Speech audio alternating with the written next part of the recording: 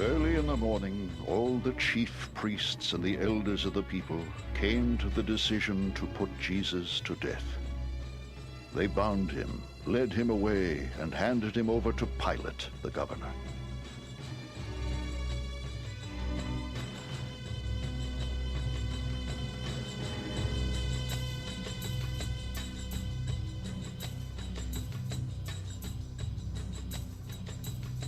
When Judas, who had betrayed him, saw that Jesus was condemned, he was seized with remorse and returned the 30 silver coins to the chief priests and the elders.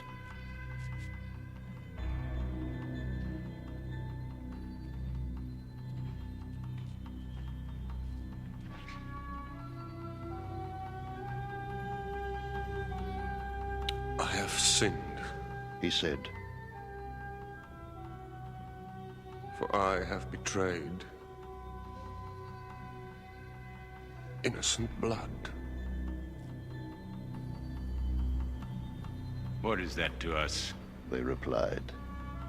That's your responsibility.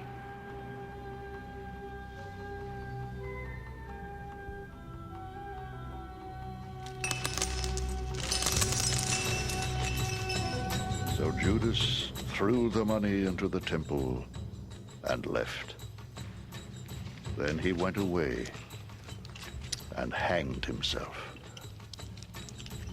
The chief priests picked up the coins and said, "It is against the law to put this into the treasury, since it is blood money."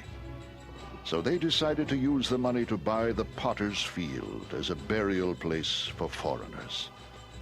That is why it has been called the Field of Blood to this day. And what was spoken by Jeremiah the prophet was fulfilled. They took the 30 silver coins, the price set on him by the people of Israel, and they used them to buy the potter's field as the Lord commanded me.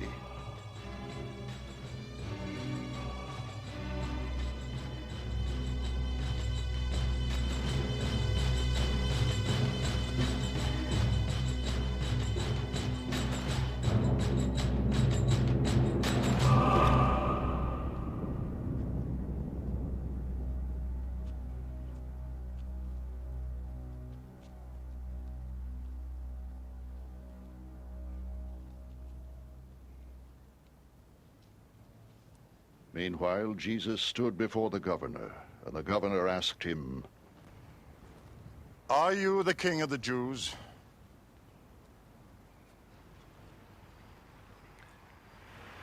Yes, it is as you say. Jesus replied.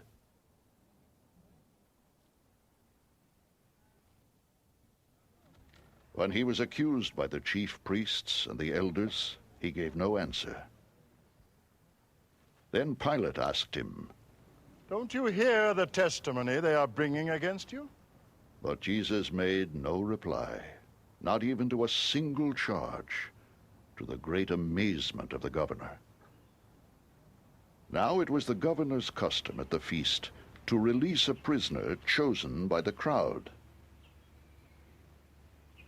At that time they had a notorious prisoner called Barabbas. So when the crowd had gathered, Pilate asked them, "Which one do you want me to release to you? Barabbas or Jesus, who is called Christ?" for he knew it was out of envy that they had handed Jesus over to him.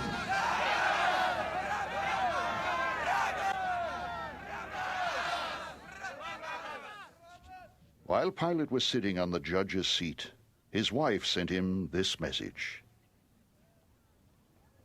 Don't have anything to do with that innocent man, for I have suffered a great deal today in a dream because of him.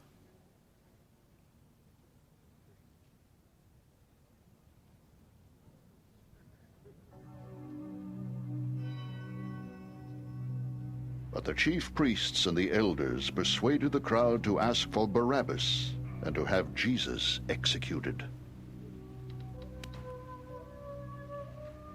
"Which of the two do you want me to release to you?" asked the governor. they answered.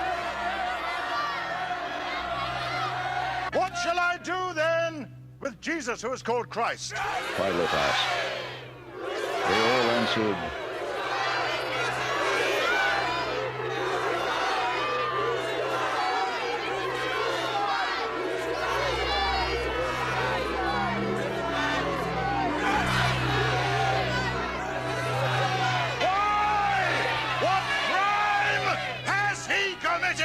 asked Pilate. But they shouted all the louder.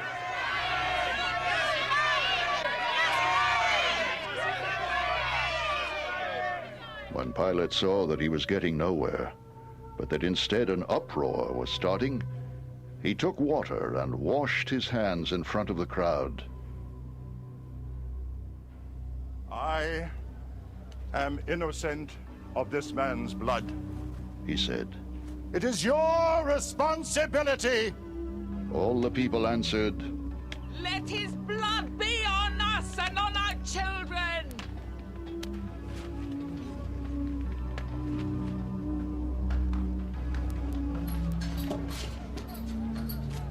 Then he released Barabbas to them.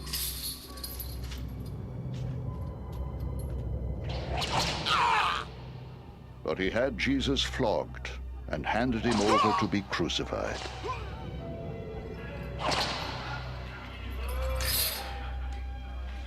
Then the governor's soldiers took Jesus into the praetorium and gathered the whole company of soldiers around him.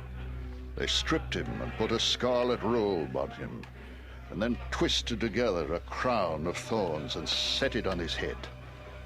They put a staff in his right hand and knelt in front of him and mocked him. Hail, King of the Jews! They said. They spit on him and took the staff and struck him on the head again and again. After they had mocked him, they took off the robe and put his own clothes on him. Then they led him away to crucify him. As they were going out, they met a man from Cyrene named Simon, and they forced him to carry the cross. They came to a place called Golgotha, which means the place of the skull.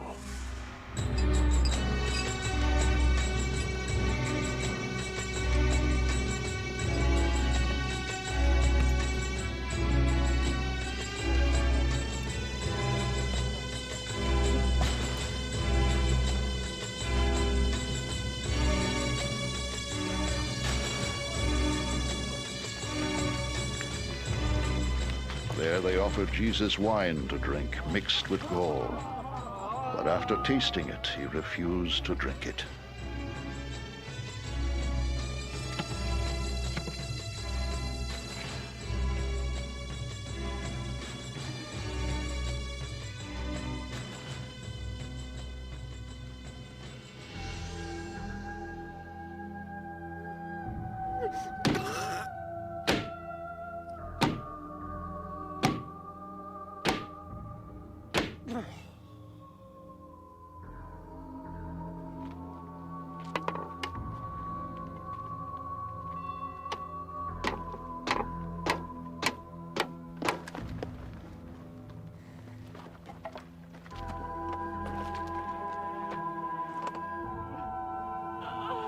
When they had crucified him, they divided up his clothes by casting lots. And sitting down, they kept watch over him there.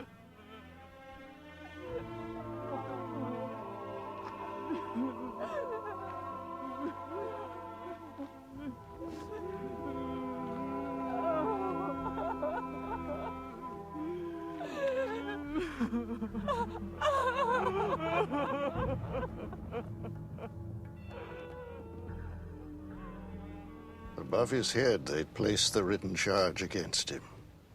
This is Jesus, the King of the Jews. 2 robbers were crucified with him, one on his right and one on his left. Those who passed by hurled insults at him, shaking their heads and saying, You! We're going to destroy the temple and build it in 3 days.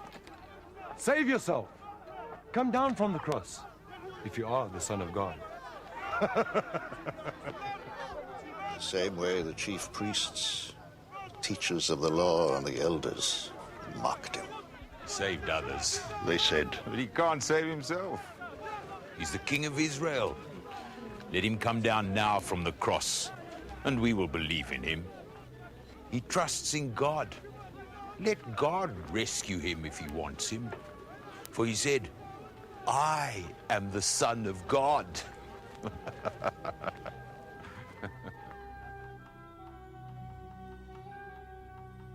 In the same way, the robbers who were crucified with him also heaped insults on him.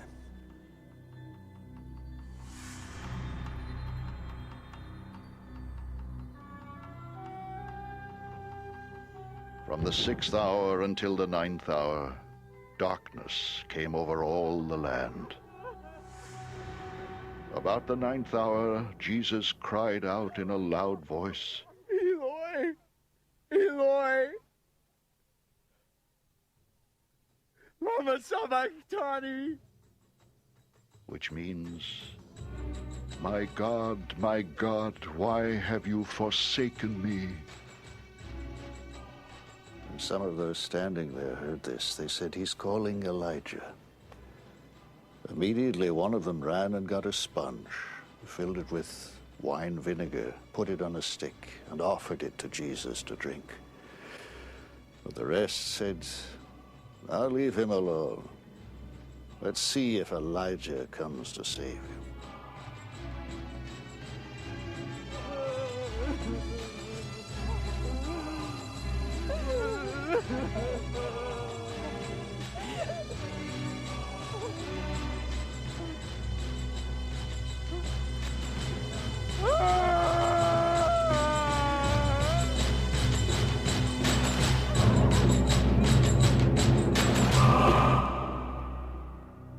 And when Jesus had cried out again in a loud voice, he gave up his spirit.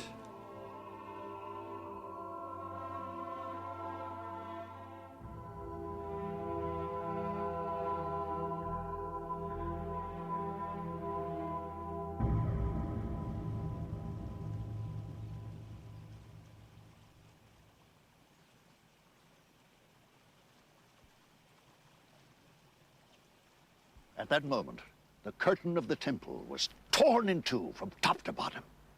The earth shook and the rocks split. The tombs broke open, and the bodies of many holy people who had died were raised to life. They came out of the tombs, and after Jesus' resurrection, they went into the holy city and appeared to many people. When the centurion and those with him who were guarding Jesus saw the earthquake and all that had happened, they were terrified and exclaimed, surely he was the Son of God.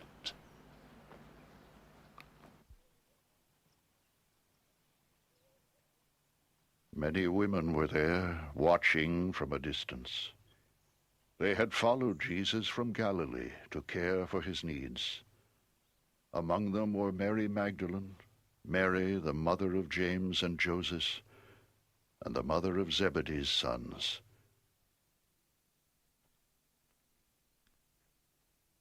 As evening approached, there came a rich man from Arimathea named Joseph, who had himself become a disciple of Jesus.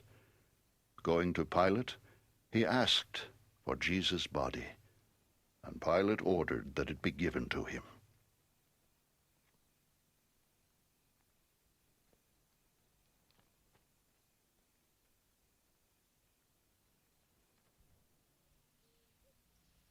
Joseph took the body, wrapped it in a clean linen cloth, and placed it in his own new tomb that he had cut out of the rock. He rolled a big stone in front of the entrance to the tomb and went away. Mary Magdalene and the other Mary were sitting there opposite the tomb.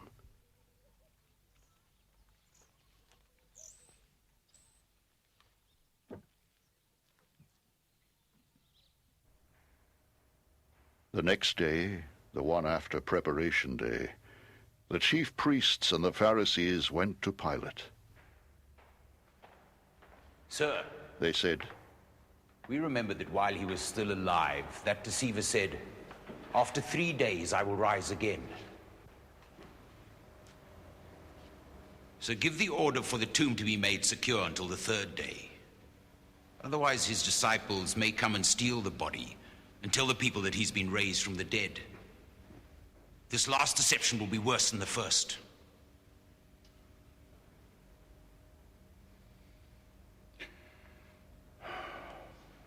Take a guard.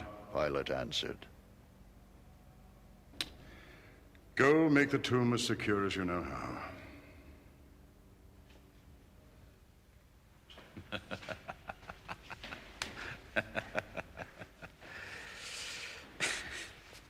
So they went and made the tomb secure by putting a seal on the stone and posting a guard.